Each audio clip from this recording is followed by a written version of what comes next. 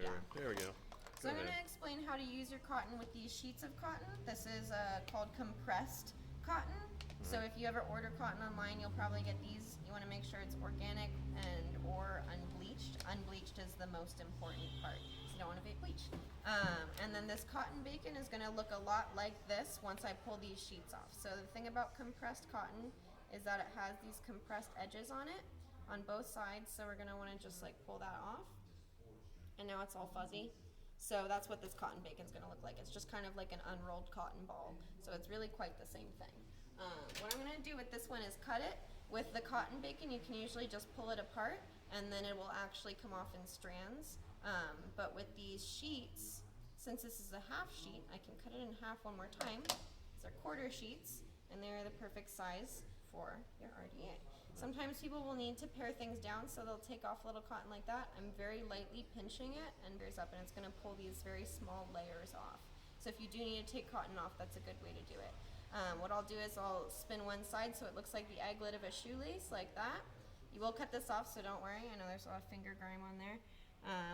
You kind of like poke it through like that, and then a good way to do it is to actually twist this backside. That's going to make it more compact to actually travel through your coil, because you want more cotton than less. More cotton than less is always good. That's going to make your juice have to go in there a lot less. You're going to have to drip less, and then your flavor will stay brighter for longer.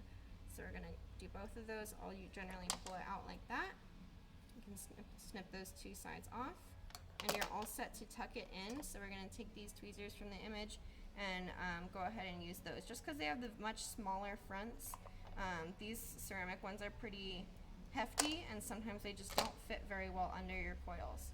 So we're going to go ahead and just tuck everything under your coil like that, kind of like folded arms. And so what I'll do is I'll actually poke my tweezers under there, push down, and then let them open.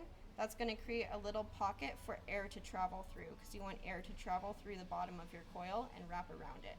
That's what's really going to make your cotton not burn as fast. So we're just going to go ahead and do the other side. Tuck it in. You can always perfect your tucks later. You just want to make sure you really fit it all in there. It will fit. More cotton, like I said, is always better. So whatever you can get in there is good. And so we're going to just go ahead and get the sides down a little bit, because that overhang will make your top cap catch a little bit. And then we can juice it up. And so you're going to have to put more juice on it than less with this first one. Did you want to use the vanilla or the strawberry? No, the vanilla. Okay, for sure. So I'll just go ahead and show you kind of the process, show you kind of benchmarks to look for. So I'm going to put it on there. It will bead up, so you have to balance it, otherwise it might run all over your hands. And you'll notice towards the end here, it's going to start kind of looking like a snow cone that you sucked most of the juice out of. You want to make sure it looks like completely saturated, otherwise you could burn it pretty quick. And you just did all this work, so you don't want to do that. And then you're going to be all set. And at this point, you can go ahead, fire it up. Like I said, 66, 65 is going to be the good medium, kind of quote-unquote Goldilocks level. But you can go up to 80, down to 40, anywhere is fine. So, usually your device will say new coil, old coil.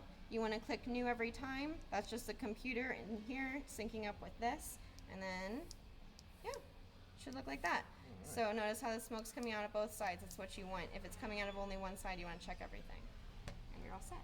Cool. Why is it called bacon? Why is it bacon? Bacon?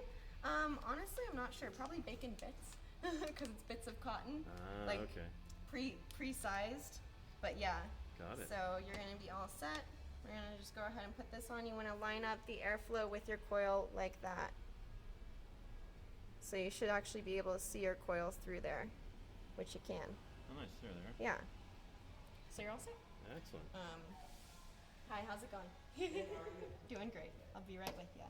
So you're all set on this guy. Cool, I'm going to go ahead you. and put it back in your box. No problem.